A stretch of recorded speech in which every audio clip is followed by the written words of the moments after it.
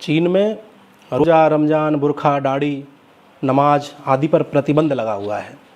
Myanmar के अंदर मस्जिदें सारी की सारी गिरा दी गई। जापान में इस्लाम के प्रचार करने पर रोक है। फ्रांस में 210 मस्जिद एक ही दिन में गिरा दी गई। ऑस्ट्रेलिया में सख्त हिदायत है कि कानून मानिए वरना देश छोड़ दीजिए। ब्रिटेन में भेदभाव की दृष्टि से देखा जाता है, नफरत की दृष्टि से देखा जाता है। और अमेरिका में तो नंगा कर लिया जाता है, जिसके भुगत भोगी शाहरुख खान और आपके आजम खान हैं ही। इधर रही बात इजराइल की, हम करें तो इजराइल नाम आने से ही मिर्ची लग जाती है लोगों में, तो क्योंकि इसका तो नाम ही काफ़ी है।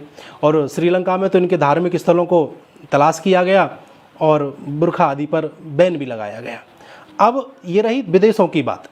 अब हम करते हैं इनके ही देश की बात, जैसे कि आपका पाकिस्तान है, अफ़गानिस्तान है, इराक है, लीबिया है और आदि आदि।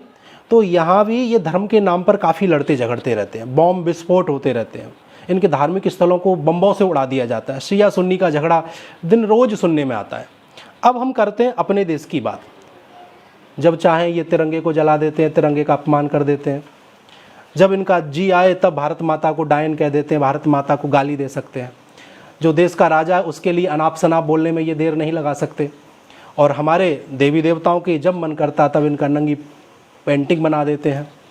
और पाकिस्तान जिंदाबाद के नारे तो अब आपको लगभग हर चुनावों में और हर गलियों में सुनने के लिए मिलते रहते हैं। ये हमारे देश में ही इनको परेशानी है, हमारे देश में ही इनको सबसे ज़्यादा कष्ट लगता है।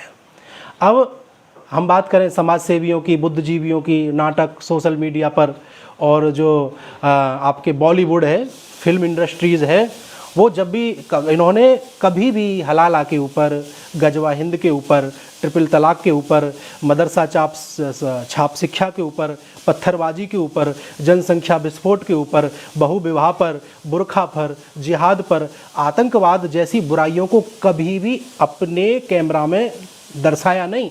हाँ, हिंदुओं के बारे में, हिंदू धर्म में इतनी सारी बुराइयां दिखती, इतनी सारी कमियां दिखाई देती हैं कि ये जब भी कोई फिल्म निकालते हैं, जब भी कोई सीरियल निकालते हैं, उसमें हिंदुओं की ही बुराई दिखाते हैं ये लोग, हैं। और आपको मैं बताना चाहूँ, एक ऐसा सच भी मेरे पास है आज, जिसे आप सुनोगे तो आपके हलक में निवाला रुक जाएगा।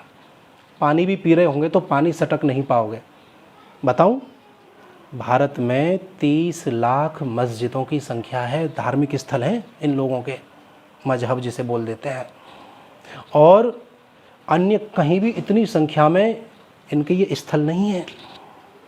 वॉशिंगटन में कुल 24 चर्च हैं, लंदन में सिर्फ 71 चर्च हैं, इटली में सिर्फ 68 चर्च हैं, और पूरे हमारे जो एक दिल्ली के अंदर ही, एक राजधानी के अंदर ही केवल कुल 56 चर्च हैं।